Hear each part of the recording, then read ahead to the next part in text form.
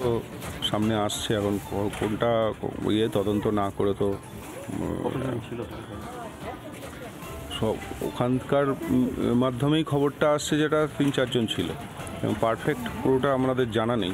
এই ক্ষেত্রে এই ঘটনা ঘটার পর কিন্তু কোনোভাবেই আমাকে জানায়নি বা জানতেও পারিনি আমি কোনো কারণে। পরবর্তীকালে এই মানে যখন ঘটনা ঘটে গেছে তারপরেই এরা নাকি শুনলাম বেরিয়ে গেছে। শুনলাম আমিও এটা যে টিচিংয়ের একটা এসছে।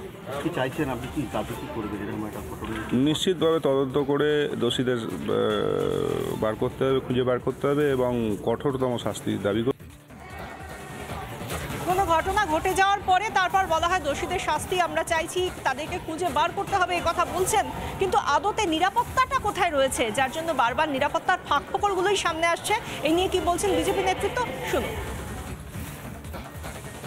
দায়ভার তো প্রথমে রাজ্যের মুখ্যমন্ত্রীকে নেবার দরকার, যিনি বারবার আর মহিলাদের সুরক্ষার পুরো পশ্চিমবঙ্গ সুরক্ষিত আছে এরকম কথা বারবার বলছেন। তো উনি তো কারোর দায়ভারটা নিচ্ছেন না, কারোর দায়িত্ব নিচ্ছেন না। আর তারই ফলে একেবারে উত্তরবঙ্গ থেকে নিয়ে দক্ষিণবঙ্গ পর্যন্ত আর প্রত্যেক দিন কোনো না কোনো মহিলাদের সাথে কটূক্তির ঘটনা, কোনো কোনো মহিলার প্রাণহানি হচ্ছে। এই মন্ত্রী যেটা করাতে চাইবে পুলিশ তো তাই করবে, তো স্বাভাবিক। তারই ফল আমরা দেখতে পাচ্ছি চারিদিকে। আর কিচ্ছু নেই, যতদিন মমতা ব্যানার্জি থাকবে ততদিন এই রাজ্যের মহিলারা কেন প্রত্যেকেই নিরাপদ নয়। এই মুহূর্তে প্রাক্তন পুলিশ কর্তা অরিন্দম আচার্য আমাদের সঙ্গে টেলিফোন লাইনে রয়েছেন। অরিন্দম বাবু, সকাল সকাল যে খবর আমরা পাচ্ছি তাতে রীতিমতো হাড় হিম হয়ে যায়। একজন ভদ্রমহিলা পেট্রোল পাম্পে টাকা দেওয়ার জন্য নামলেন এবং তারপর থেকে তাকে হাফ কিলোমিটার ধরে অনুসরণ এবং তারপর কখনো ডান দিক থেকে বাঁ দিকে এসে ধাক্কা দেওয়া, তারপর ওভারটেক করা, তারপর এমন ধাক্কা দেওয়া যে গাড়ি উল্টে গেল, তরুণের মৃত্যু হলো। কোন নিরাপদ জায়গায় রয়েছি আমরা? এটাকে নিরাপত্তা বলবো এই রাজ্যে? এই নতুন একটা ভারতীয় ন্যায় সংহিতা হয়েছে না, আমরা খুব গর্ব করে বলছিলাম যে নারীদের উপর অত্যাচার হলে 60 দিনের মধ্যে কেস করে চার্জশিট দিয়ে আসামিদের শাস্তি নিশ্চিত ব্যবস্থা করতে হবে। কত লোকসভায় কত হইচই হলো। আপনি দেখুন, এই যে কয়েকদিন আগে কলকাতার এই বুকে আর কি, এখানেও দেখুন একটা হাড় ছিনতাই থেকে শুরু বিভিন্ন জায়গায় এত সাহসটা পাচ্ছে কি কারণে জানেন তো? কারণটা হচ্ছে কি যে এই সমস্ত ক্রিমিনালরা নতুন একটা আইন তৈরি করেছে, আইন না মানা। কারণ দীর্ঘদিন ধরে আপনারা দেখছেন এই যে আরজিকর নিয়ে এত বড় একটা ইস্যু হলো, তারপরে মুখ্যমন্ত্রী থেকে শুরু করে ডিজি থেকে শুরু করে সিপি থেকে শুরু করে কত অ্যানাউন্সমেন্ট হলো এবং প্রশাসনের নড়ে চড়ে বসলো, কিন্তু যে কেসে এই কচুরি পানা মতো ঠেলে আবার ঢুকে গেছে।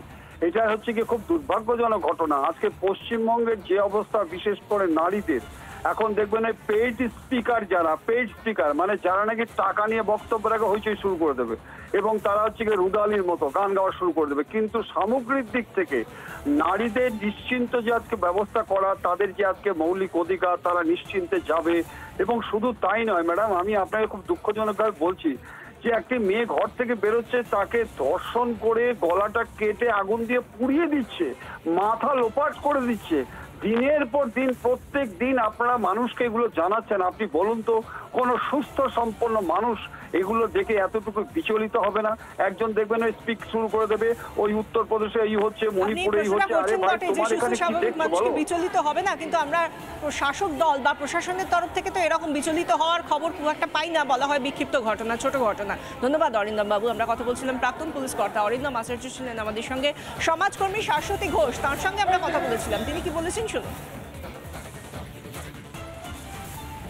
কাজ করছে, তারা সাহস পাচ্ছে যে এই ধরনের কাজ করে পার পাওয়া যায়। যতক্ষণ সেই সাহস লোকের মনে থাকছে, লোকেদের মনে ভয় যাচ্ছে না এবং লোকেরা এই ধরনের দুষ্কর্ম করেই যাবে। অত্যন্ত দুর্ভাগ্যজনক ঘটনা। আমি আশা করছি যে সিসিটিভি ফুটেজ দিয়ে এই দুষ্কৃতকারীদের চিহ্নিত করা যাবে। এবং মেয়েরা তো কাজে বেরোবেনই, মেয়েরা তো আনন্দ করতে বেরোবেন, পড়ে ফিরবেন, সমস্ত কিছু করে ফিরবেন এবং তাদের বাইরের যে নিরাপত্তা সেটা সুনিশ্চিত করতে যদি প্রশাসন না পারে, তাহলে কি মেয়েরা ঘরে বসে থাকবে?